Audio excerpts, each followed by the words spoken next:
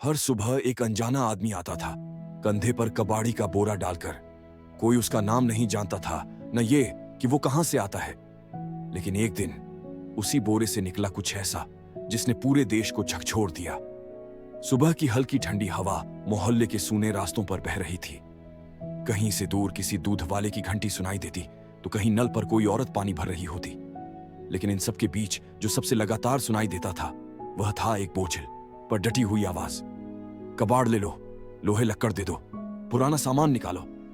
हर रोज यही होता था। एक आदमी आता, कंधे पर बड़ा सा गंदा बोरा, सिर पर फटा पुराना गमछा, पैरों में घिसे हुए जूते और हाथ में एक तराजू। वो दरवाजे दरवाजे जाकर खड़ा हो जाता।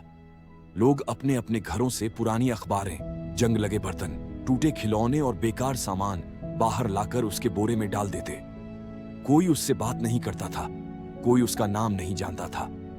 बच्चे उसे देखकर नाक सिकोड़ लेते, बड़े लोग उसे नजरअंदाज कर देते। बस एक इंसान जो मोहल्ले में हर दिन आता और सबकी फेंकी हुई चीजों को समेट कर चला जाता, जैसे किसी के जरूरी हिस्से को अपने साथ लिए जा रहा हो। उसका नाम कोई नहीं जानता था, लेकिन उसके पास एक छोटा बेटा था, आरव। सिर्फ 8 साल का था आरव। पतला दुबला, आंखों में मासूमियत लेकिन मन में भारीपन। हर सुबह जब उसका पिता कबाड़ उठाने निकलता, तो वो भी तैयार होकर अपने स्कूल जाने की तैयारी करता। उसका स्कूल बहुत बड़ा नहीं था, लेकिन शहर के अच्छे स्कूलों में गिना जाता था। पिता ने किसी तरह उसका एडमिशन करवाया था, कहकर, मेरे बेटे को कोई ये न कहे कि वो सिर्फ कबाड़ी का बेटा है। लेकिन स्कूल में हालत अलग थी। बच्चे उसे चिढ़ाते, अरे देखो कबाड़ी आया। तेरे पापा गंदगी उठाते हैं ना, तू भी वही करेगा। तेरे बैग से बदबू आती है यार, हट ना। आरव चुपचाप सुनता, सहता। वो किसी से कुछ नहीं कहता, बस अपनी किताबें खोलकर बैठ जाता। कभी कभी तो लंच टाइम में टिफिन भी नहीं खोलता। एक कोने में बैठकर सिर्फ दीवार को देखता। वो दीवार जिस पर उसकी मां की यादें लिखी थीं। हाँ, आरव की मां 2 साल पहले ही गुजर चुकी थी। लंबी बीमारी थी, दवाइयां नहीं मिली, इलाज अधूरा रह गया। और एक रात जब बारिश हो रही थी, मां चली गई। उस रात के बाद से आरव ने किसी को जोर से हंसते नहीं देखा, न अपने पिता को न खुद को। पापा अक्सर उसे लेकर मां की तस्वीर के सामने बैठते और कहते, तेरी मां बहुत सुंदर थी और बहुत हिम्मती भी। उसने आखिरी समय तक तुझे स्कूल भेजने की जिद नहीं छोड़ी। आरव बस सुनता रहता। हर रात जब बाकी बच्चे सोते होंगे, वो तकिए में मुंह छुपाकर रोता था। लेकिन सुबह होते ही वो खुद को समेटता और कहता, नहीं, मुझे रोना नहीं है, मुझे कुछ बनना है, ताकि पापा का बोरा किसी दिन गर्व बन जाए। पिता को लोग कबाड़ी कहते थे, लेकिन वो उसे पापा कहता था, और उसके लिए वही सबसे बड़ा नाम था। आरव को स्कूल छोड़ने के बाद उसके पापा रोज अपने पुराने साइकिल रिक्शा पर बोरा लटकाकर निकलते। कभी धूप में, कभी बारिश में, कभी भूखे पेट, लेकिन काम कभी बंद नहीं होता था। हर शाम जब वह वापस आते, तो उनके हाथों में छाले होते, कपड़ों में धूल, लेकिन चेहरे पर वही प्यार भरी मुस्कान होती, जो सिर्फ एक पिता के चेहरे पर होती है, जो जानता है कि उसका बेटा उससे आगे जाएगा। तेरे लिए कल एक पुराना खिलौना मिला बेटा, देख अभी भी चलता है, वो कहते, और आरव मुस्कुराने की कोशिश करता। लेकिन उस खिलौने से ज्यादा उसे अपने पापा की आंखों में वो चमक दिखती, जो शायद कभी उसके बचपन में रही होगी, जो अब अपने बेटे में ढूंढते हैं। एक दिन स्कूल में पेरेंट्स डे था। बच्चों को अपने माता पिता को साथ लाना था। आरव कई दिन से परेशान था। वो पापा से कह नहीं पा रहा था, लेकिन आखिरकार उसने हिम्मत की। पापा, स्कूल में पेरेंट्स डे है, लेकिन आप मत आना। पापा थोड़ी देर चुप रहे, फिर बोले, क्यों? आरव रोते हुए बोला, क्योंकि सब चिढ़ाते हैं, कहते हैं कि तू कबाड़ी का बेटा है। उस दिन पापा ने कुछ नहीं कहा, बस आरव को गले से लगाया और बोला, अभी चिढ़ाते हैं, एक दिन यही कहेंगे। देखो, उस इंजीनियर का पापा वही है जो हर सुबह बोरा लेकर निकलता था। आरव को पहली बार लगा कि उसका बाप केवल कबाड़ी नहीं, एक सपना देखता हुआ इंसान है। अब हर दिन आरव स्कूल में थोड़ा और मजबूती से बैठता। टीचर्स ने नोटिस किया कि वो ज्यादा पढ़ने लगा है। उसकी आंखों में अब डर नहीं था, इरादा था। हर परीक्षा में अच्छा करता, हर विज्ञान परियोजना में सबसे आगे। एक बार उसने रिसाइकल और रिसोर्सेस पर प्रोजेक्ट बनाया, जिसमें उसने पापा से पूछा, पापा, आप कबाड़ में सबसे कीमती चीज क्या मानते हो? पिता बोले, बेटा, टूटी चीजों में छुपी उम्मीद यही सबसे कीमती है। वक्त की रफ्तार तेज थी और आरव उससे तेज भाग रहा था। स्कूल खत्म हो गया था। उसने विज्ञान में टॉप किया था। हर टीचर उसे एक होशियार, मेहनती और विनम्र छात्र मानता था। लेकिन उसके लिए असली परीक्षा अब शुरू हुई थी, कॉलेज का दाखिला। पापा ने कभी एक शब्द नहीं कहा, लेकिन उनकी आंखों में वो चिंता साफ दिखती थी। कॉलेज की फीस, किताबें, रहना, खाना, कैसे होगा सब? आरव ने खुद सब स्कॉलरशिप्स खोजनी शुरू की। उसने दिन रात एक कर दिए। पढ़ाई, फॉर्म भरना, इंटरनेट पर सरकारी योजनाएं ढूंढना, ये सब अब उसकी दिनचर्या बन गया था।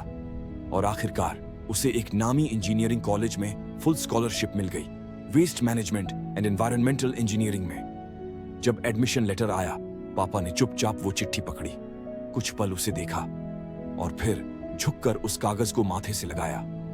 आज पहली बार ये बोरा थोड़ा हल्का लग रहा है। वो मुस्कुराए। कॉलेज की दुनिया बिल्कुल अलग थी। वहां बड़े शहरों से आए बच्चे थे, महंगे मोबाइल, ब्रांडेड कपड़े, परफेक्ट इंग्लिश। आरव फिर से उसी तरह अकेला महसूस करता जैसे स्कूल में करता था। लेकिन अब वो बच्चा नहीं था। अब वो खुद को जानता था। उसने धीरे धीरे खुद को काम में झोंक दिया। पढ़ाई, रिसर्च, लैब और साथ ही एक जुनून। कचरा सिर्फ फेंकने की चीज नहीं, एक संसाधन है जो अगर सही हाथों में आए तो भविष्य बन सकता है। तीसरे सेमेस्टर में एक प्रोजेक्ट आया, समस्या से समाधान, भारत में वेस्ट मैनेजमेंट पर नवाचार। बाकी बच्चे स्मार्ट प्रेजेंटेशन बना रहे थे। आरव सीधे अपने घर गया और अपने पापा के साथ 3 दिन तक कबाड़ उठाया। उसने वीडियो शूट किया, कैसे लोग घरों से रद्दी बाहर फेंकते हैं, कैसे उसे उठाने वाला इंसान कोई सिस्टम का हिस्सा नहीं होता, कैसे अनऑर्गेनाइज्ड सेक्टर देश के सबसे बड़े वेस्ट मैनेजमेंट वर्कफोर्स को चलाता है। और फिर उसने उस वीडियो को एक स्लोगन दिया, जो बोरा उठाता है वो बोझ नहीं, जिम्मेदारी उठाता है। उसका प्रोजेक्ट वायरल हो गया। कॉलेज, यूनिवर्सिटी, सोशल मीडिया, हर जगह सिर्फ आरव और उसका काम। एक दिन कॉलेज में एक बड़ी एमएनसी कंपनी की सीएसआर टीम आई। उन्होंने कहा, हमें ऐसे लोगों की जरूरत है जो सड़कों से लेकर सॉल्यूशंस तक सोचते हैं। We want to fund your idea. Aarav ने एक स्केच निकाला, कबाड़ी नेट नाम की योजना। हर कबाड़ी को एक ID location tracking mobile app के जरिए कबाड़ की digital entry waste recycle units से सीधा लिंकअप। वो कहते हैं ना, जो चीज तुम्हारे खून में है उसे कोई चुरा नहीं सकता। आरव ने अपने खून से निकली सोच को सिस्टम में बदलना शुरू कर दिया। अब उसका समय कॉलेज, इंटर्नशिप और इस प्रोजेक्ट के बीच बटा हुआ था। लेकिन हर संडे वो आज भी पापा के साथ बोरा उठाने जाता। लोग अब उसे पहचानने लगे थे। ये वही है ना जो अब अखबार में आता है, जिसका वीडियो इतना वायरल हुआ था। पापा चुपचाप सुनते, फिर धीरे से कहते, हाँ वही है, मेरा बेटा है। कॉलेज के आखिरी साल में उसे एक इंटरनेशनल प्रोजेक्ट के लिए चुना गया। वो पहली बार विदेश गया, कबाड़ से सीखकर विदेश की स्मार्ट सिटीज को समझाने। किसी ने पूछा, you are from India, what's your background? उसने बिना झिझक जवाब दिया, yes, my father is a scrap collector and I am proud to be a scrap engineer. Aarav की जिंदगी अब किताबों से निकलकर काम की गलियों में उतर चुकी थी। उसने कॉलेज के बाद अपने कबाड़ी नेट प्रोजेक्ट को स्टार्टअप के रूप में लॉन्च किया। छोटे शहरों से लेकर मेट्रो तक हर इलाके में उसने उन कबाड़ी भाइयों को जोड़ा जो अब तक गुमनाम थे, जिन्हें कभी नाम से नहीं बोरे से पहचाना जाता था। हर कबाड़ी को एक डिजिटल पहचान दी गई, क्यूआर कोड वाला कार्ड, जिसे स्कैन करके लोग कबाड़ दे सकते थे और ट्रैक कर सकते थे कि उसका निपटारा कहां और कैसे हुआ। हर ट्राइसाइकिल, हर बोरा अब एक मोबाइल डिवाइस से लिंक था।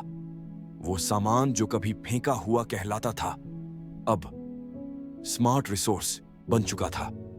एक दिन आरव ने पापा से कहा, पापा, अब आप बोरा नहीं उठाओगे, आज से आप ट्रेनर बनोगे, दूसरों को सिखाओगे कि कैसे ये काम अब सम्मान और सिस्टम दोनों से होगा। पापा मुस्कुराए, जैसे जिंदगी भर बोझ ढोने के बाद अब थमकर पीठ सीधी की हो। कुछ ही महीनों में कबाड़ी नेट देश भर में चर्चा का विषय बन गया। सरकारी मंत्रालयों, नगर निगमों, पर्यावरण संस्थाओं, हर जगह से आरव को बुलावा आने लगा। लेकिन असली पल तब आया जब राष्ट्रीय पर्यावरण दिवस पर उसे प्रेसिडेंट्स अवार्ड मिलने का न्योता मिला। पिता ने पहली बार नया कुर्ता पहना, चप्पल के बदले जूते, और जब वो राष्ट्रपति भवन पहुंचे, हर कैमरा उनकी ओर घूम गया। स्टेज पर जब आरव को सम्मान दिया गया, उसने माइक थामा और कहा, "ये ट्रॉफी मेरी नहीं है, ये उस इंसान की है जो हर दिन बोरा उठाता रहा ताकि मैं किताबें उठा सकूं। आज भी अगर ये देश साफ है तो उन लोगों की वजह से जिन्हें हम कबाड़ी कहते हैं, लेकिन असल में वो परिवर्तन करता है।" पूरा हॉल तालियों से गूंज उठा और उस तालियों के बीच एक बूढ़े आदमी की आंखें भर आईं।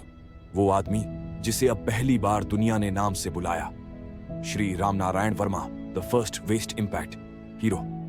अगले दिन अखबारों की हेडलाइन थी, कबाड़ से कमाल तक, बेटे ने पिता को दिया वो सम्मान जो देश ने कभी नहीं दिया। टीवी पर इंटरव्यू चला, पापा को सबसे पहले क्या कहा आपने? आरव ने हंसते हुए कहा, बस इतना, अब बोरा नीचे रख दो पापा, देश ने देख लिया कि उसमें क्या छुपा था। अब देश भर के स्कूलों में कबाड़ी नेट एक केस स्टडी है।